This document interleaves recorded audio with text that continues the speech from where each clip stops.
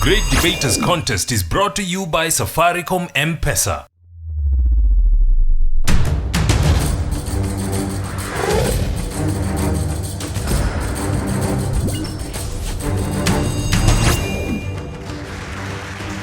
Welcome to this epic edition of the Great Debaters Contest. We're glad you're watching. I am Mariam Bishar. And I am Austin Nyambok. If you consider yourself a law-abiding citizen, it might be easy for you to judge the average sex worker without knowing the trials they go through. So today we're asking if sex work should be decriminalized in Africa to better control the spread of STDs. Proposing this motion, we have Mbooni Girls who have said to their opponents that the status quo is not an option.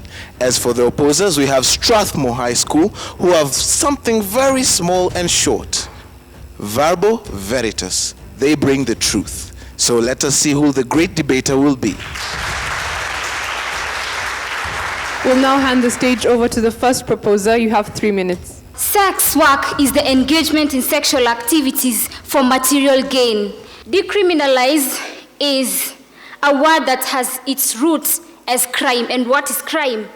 Crime is something that is illegal. So decriminalizing here means making something that was illegal to be legal, something that was unacceptable to be acceptable. STDs stands for sexually transmitted diseases, and some of the examples are syphilis, chancroid, HIV and AIDS, just but to mention a few. Let us not pretend that we do not have sex work going on in Africa, even though it is criminalized. We do not solve a problem by ignoring it, but by devising ways of coping with it. Decriminalizing sex work is all about the government collecting data of the sex workers, statistics behind the sex work, planning and executing the plans so as to control the STDs. This is to mean that if there are good plans, we are going to have sex education carried out. And if we have sex education carried out, of course we're going to get a control for the STDs. Decriminalizing sex work in Africa is going to mean that underage persons are not going to be involved in the business. You may wonder how. When we talk about decriminalizing, we are involving the government. We are going to regulate the sex work. This is to mean that underage persons are not going to take part in this kind of business, and as a result, we are going to control STDs. Let's take an example of here in Kenya, at the coast in mostly Mombasa and Malindi. We have so many children who are taking part in sex work, which is a crime. So if we legalize this, it is going to mean that the children are not going to be involved in any way in carrying out this kind of business. Let us not pretend.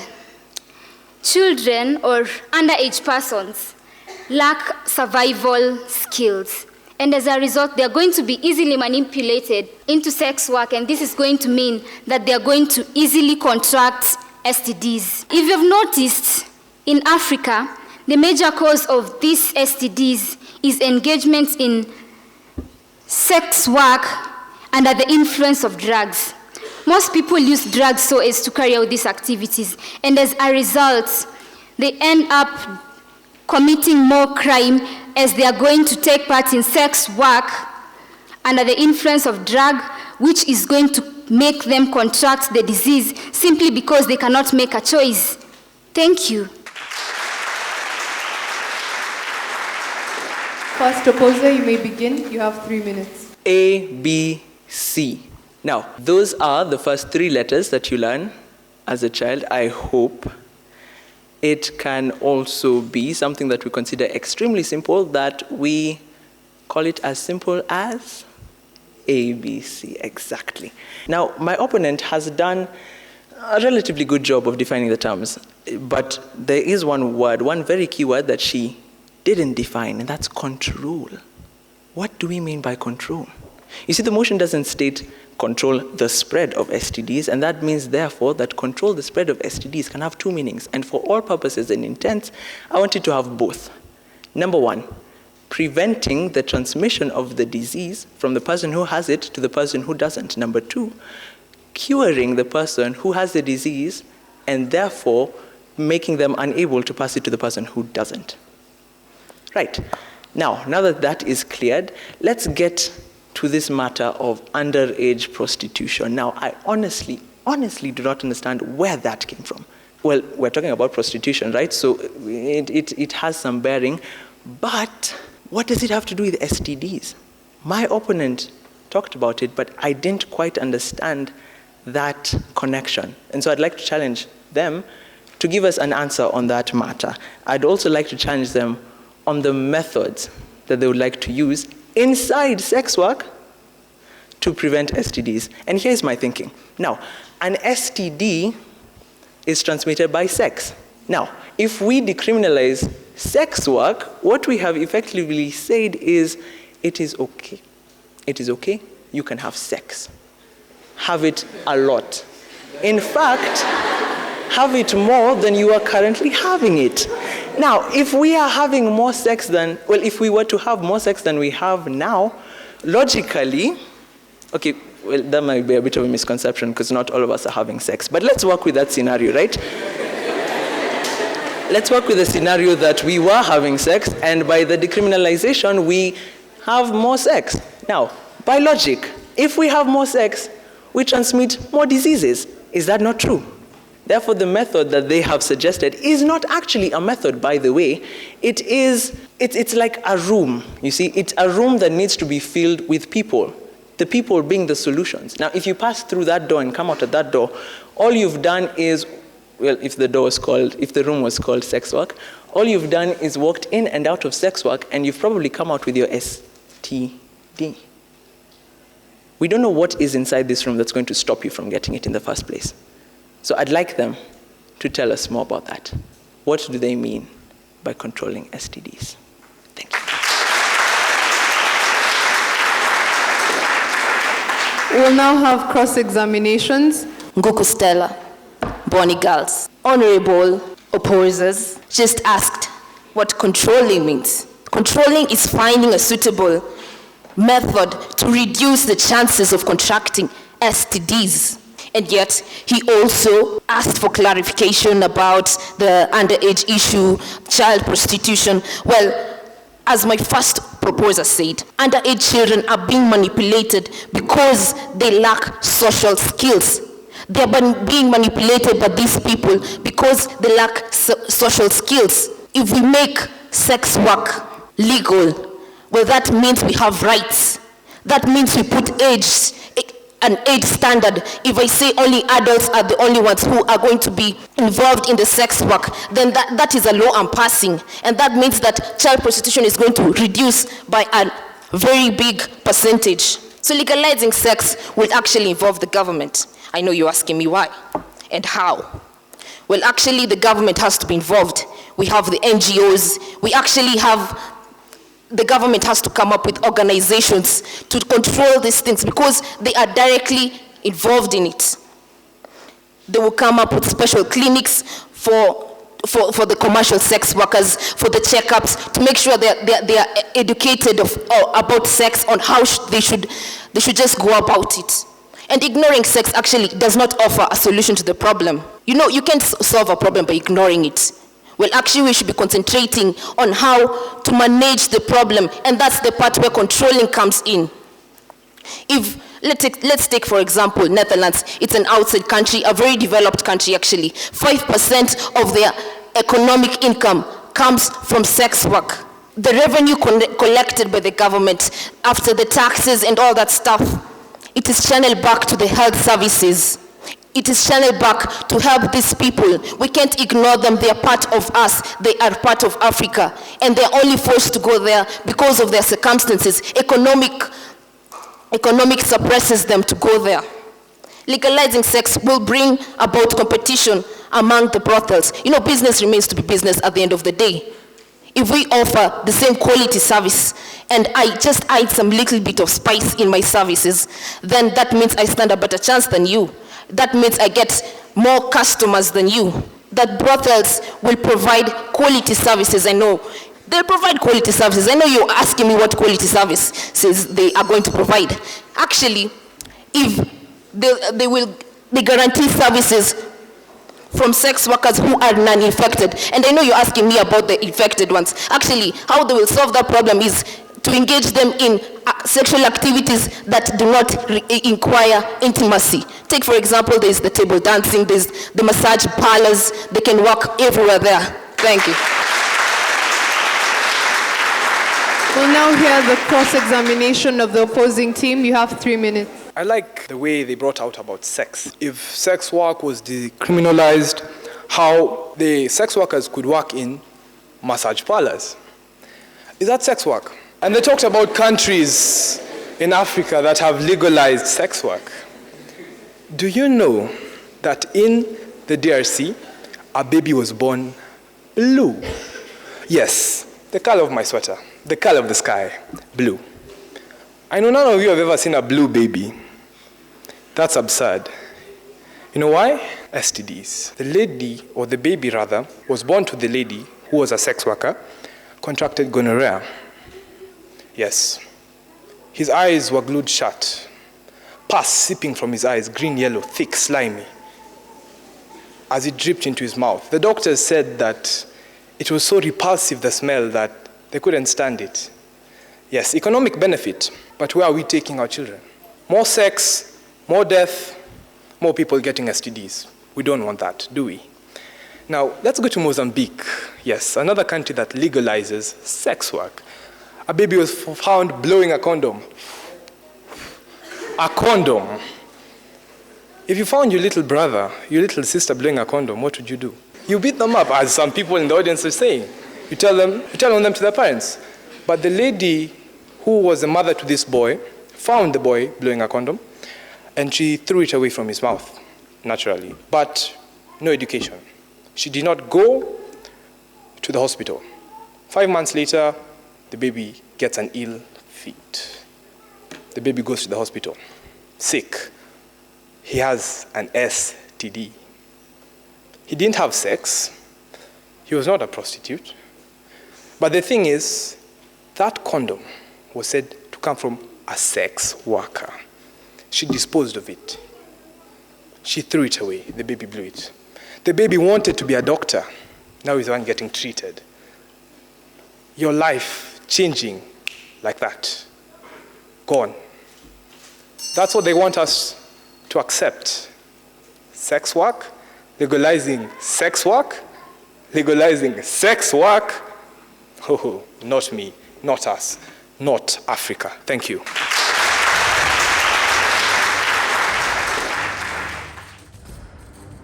If you got M-Pesa and you're stuck in a jam and you need moolah, just scroll and tap and pop, you be balling. If you're running low on credit, don't fret, just scroll and ball, because you got M-Pesa. When you're chilling with your friends and at the club and the way ain't got change, just M-Pesa and you'll be cool. And toast to M-Pesa. Don't bother leaving your seat to pay your bills. Just get the pay bill number and pay up, because get your fees in time with M-Pesa. Stay cool with M-Pesa. Take part in the M Challenge by sending your short song, rap or poem about Safaricom M-Pesa on WhatsApp, and you could win 1,000 shillings in Safaricom airtime.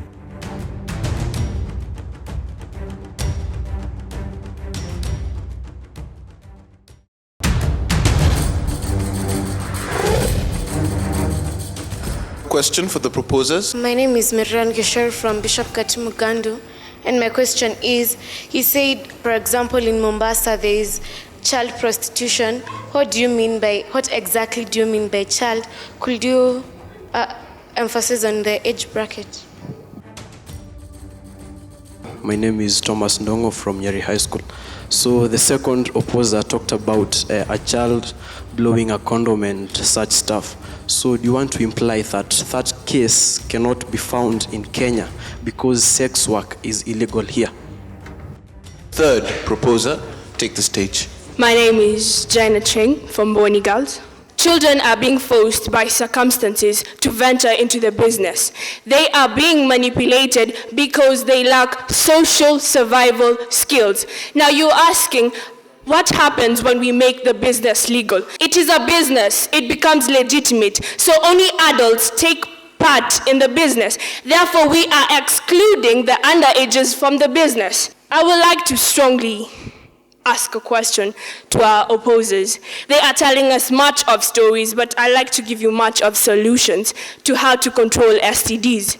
Now, according to World Health Organization, in Senegal, that is in 1998, legislation of commercial sex has led to less than 1% of pregnant mothers having AIDS. Now you're asking, this is a very small percentage, less than 1% having AIDS. Because of what? Legalization of sex work. We make it legal. We educate the public. We are forming a platform for educating them on how to protect themselves from STDs. You know, ignorance is one problem we have in Africa. Ignoring the problem is not forming a solution. Instead, managing it is the key factor. We cannot just ignore that people are contracting STDs and sex work is illegal. So we just sit and make it illegal. No, we have to form policies that should work. Social stigma is one reason why sex workers can't access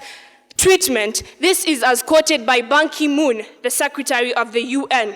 If even big organizations like the United Nations have already noted that stigmatization is a key factor in Africa, legalizing the business is going to accommodate the sex workers as human beings in the society. They are forced by circumstances to do this work. It is not out of free will. So legalizing the business is going to make them come out freely to health centers and seek medication. This will greatly control STDs. Thank you. Third proposer, you may respond. You have 3 minutes. My name is Ron Kipchumba from Strathmore School, and I will be opposing the motion. First off, I would like to answer the questions by my fellow student. He asked whether legalizing it would be any different here in Kenya. By it being legal, then more condoms will be available.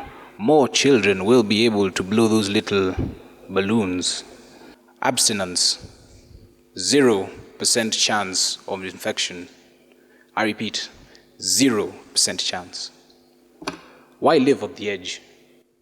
Why take a chance? Fall? No. Be safe. Abstain. Culture. Africa, the land of heritage. Flocked by tourists from all over the world to come and see our culture.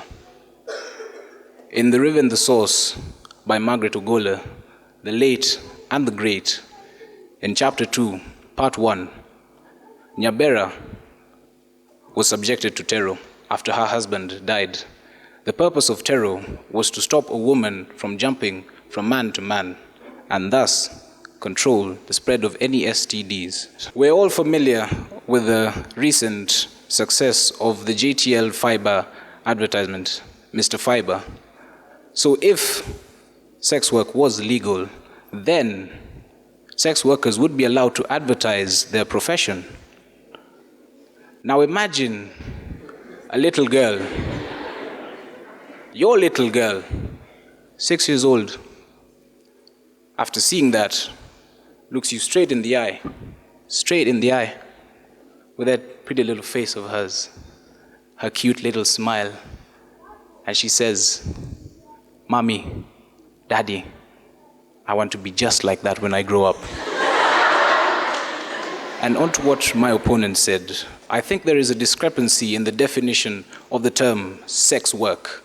Sex work is the voluntary, please note, voluntary, with complete willingness, selling of oneself for material or monetary gains. In conclusion, decriminalization of sex work is not going to solve the problem that we have. Sex work should remain criminal. Thank you. Closing statements from both teams, beginning with the proposers. You have 1 minute. Nyabera is just an example from works of literature when Africa was still primitive. Now, insanity is doing the same thing, the same way, expecting different results. Criminalization of sex work in Africa has offered no solutions to controlling STDs. Instead, globalization should be embraced. We are looking at the developed countries which have legalized sex work and found ways of regulating it, thus controlling STDs. So telling us to lean on the primitive side of Africa isn't helping at all. We should manage the problem by globalizing like the other countries. And at the end of the day, we shall have happier, safer, and healthier sex workers. Mbooni Girls, we rest our case. Posers, you have a minute. Who talked about globalization? I thought we were talking about decriminalization. So look, it's all very nice to say, look, the West has done it, it's working for them, it's working in the East, but we're talking about Africa. If it doesn't work in Africa, it shouldn't happen. It's that simple. I have something to show you. This is a condom. It's new, by the way, and it was bought for the purposes of this debate and this debate alone. But this is a condom. This condom is available in a supermarket. I bought it for 50 bob, as well as with 3 other condoms. So 50 shillings for 4 condoms. This kind of condom is also available almost anywhere. In almost every single government office, they have a free condom dispenser. Right, now, so we are talking about having safe sex, having nicer, happier, healthy sex workers, but this thing isn't going to stop them. Remember, it's being touted as the savior of humanity. It's not going to work. You know why? Because the HIV virus is 100 times smaller than any pore in this condom. Now, for us to have happier, safer prostitutes, sex workers, porn actors even, this can't be used, and neither can that idea. It's simply not going to work. Because as my opponents haven't explained to us, we don't know how it's going to work. We know what it's going to do, but how? They haven't told us.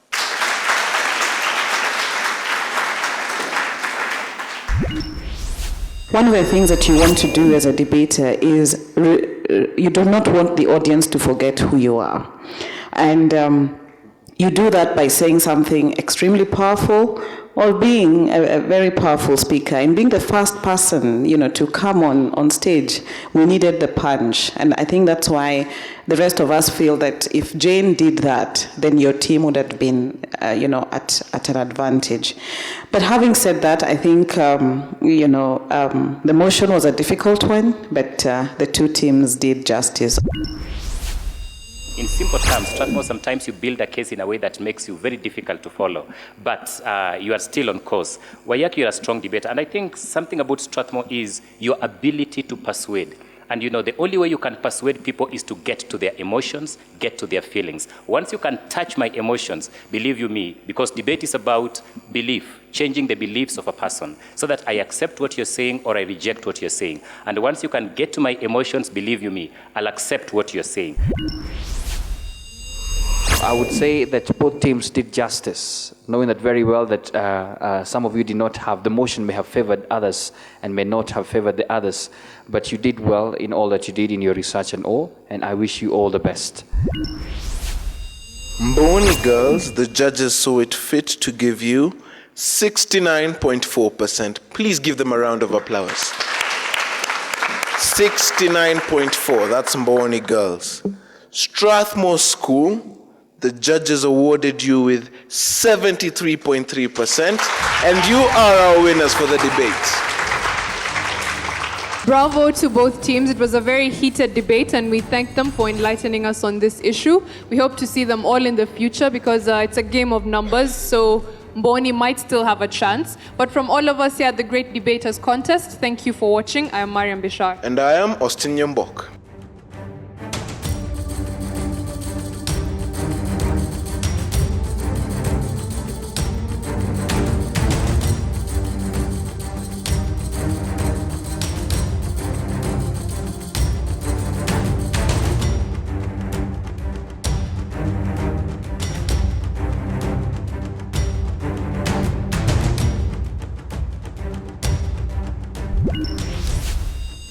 Great Debaters Contest was brought to you by Safaricom M-Pesa.